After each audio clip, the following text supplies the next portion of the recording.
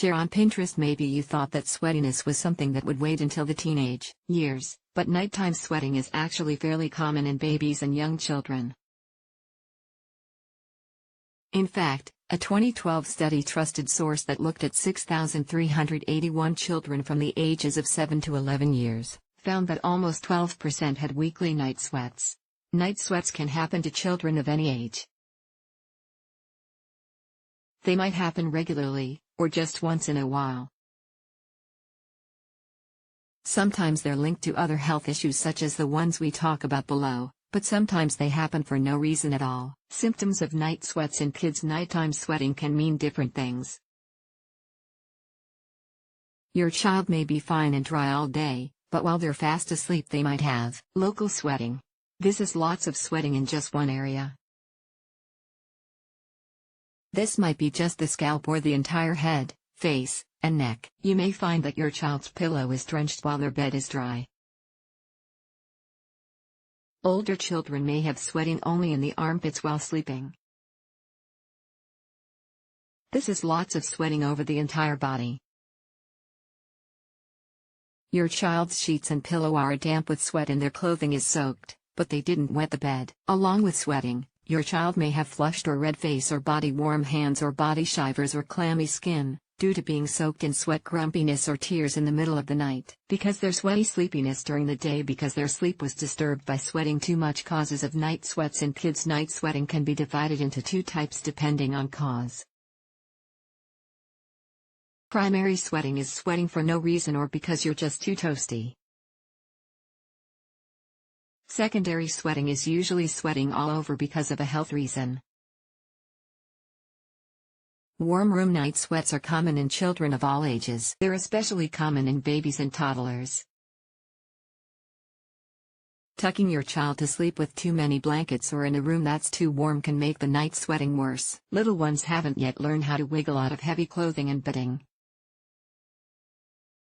As a reminder, babies under 1 year shouldn't have any pillows, blankets, or other items in their crib with them. No reason you've turned down the heating and your little one is wearing a light flannel onesie, but they're still leaving damp sweat marks on their pillow. Sometimes, night sweats in children happen for no reason at all. Your toddler or young child has more sweat glands per square foot than adults do, just because they are smaller humans. Additionally, their little bodies haven't yet learned how to balance body temperature as expertly as adult bodies have. This can lead to nighttime sweating for no reason at all.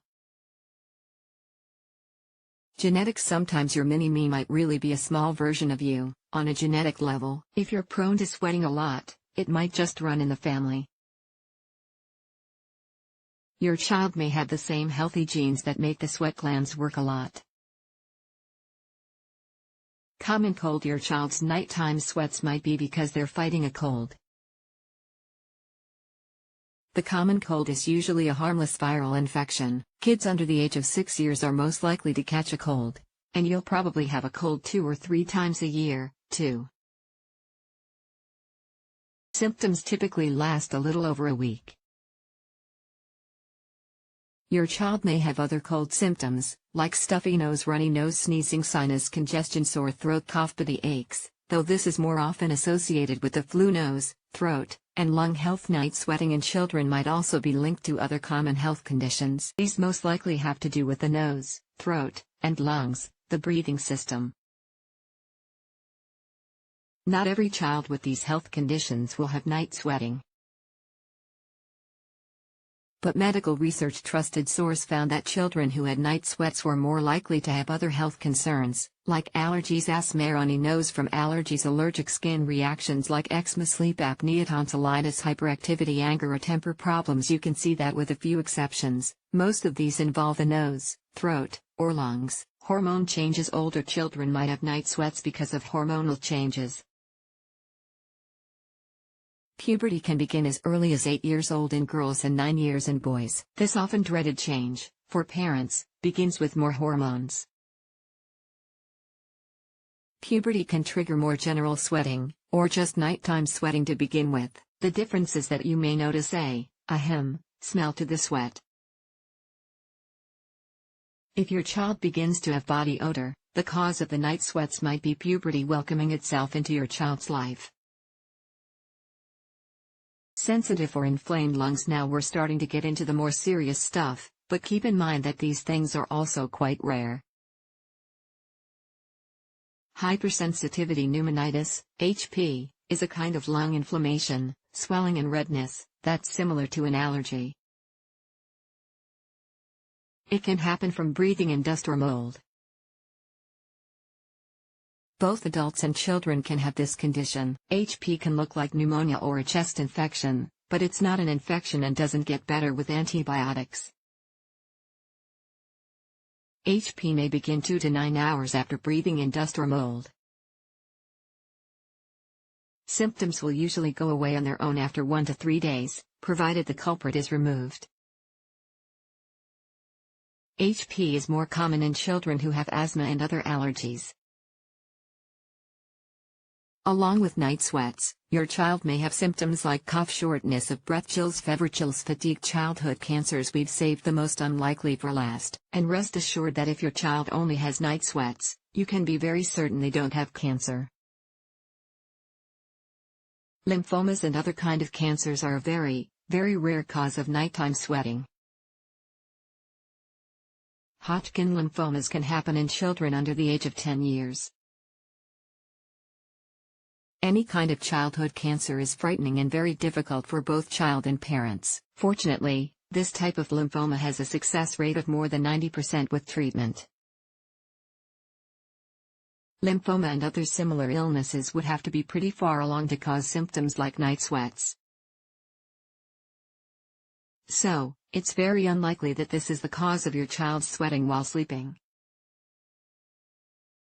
You would have likely already noticed other more common symptoms, like fever, poor appetite, nausea, vomiting, weight loss, difficulty swallowing, difficulty breathing, cough. Treatment. For night sweats in kids, your child most likely doesn't need any treatment at all.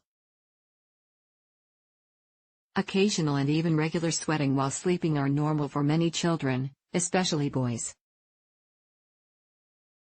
Try dressing your child in more breathable, lighter pajamas, choose lighter bedding, and turn down the heating at night.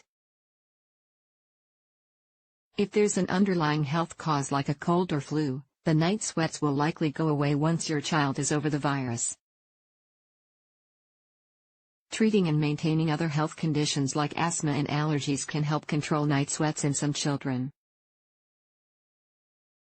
Your child's pediatrician may test their sweat to rule out other conditions. These simple tests are painless and can be done at the doctor's office. Starch iodine test.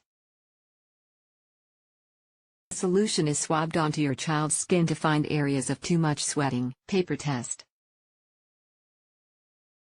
A special kind paper is placed on areas where your child sweats a lot. The paper absorbs sweat and is then weighed to see just how sweaty they are. When to see a doctor. Tell your doctor if your child has symptoms of health issues that may be linked to night sweats. Chronic conditions like asthma and allergies can cause night sweats. Infections can also lead to sweating. Symptoms to tell your doctor about include snoring, noisy breathing, breathing through the mouth, wheezing, sucking in the stomach when breathing, shortness of breath, ear pain, stiff neck, floppy head, loss of appetite, weight loss, severe vomiting, diarrhea. Get urgent medical care if your child also has a fever that lasts longer than 2 days, or is getting worse. Also see your pediatrician if your child's sweat begins to smell differently or if your child has body odor. Hormone changes might be normal or linked to other conditions. The takeaway: night sweats in children can happen for a number of reasons. Sometimes kids, especially boys, sweat at night for no health reason at all. In most cases, your child won't need to be treated for nighttime sweating. As always, talk to your pediatrician if you have any concerns at all. They're there to help ensure you have a happy, healthy kiddo.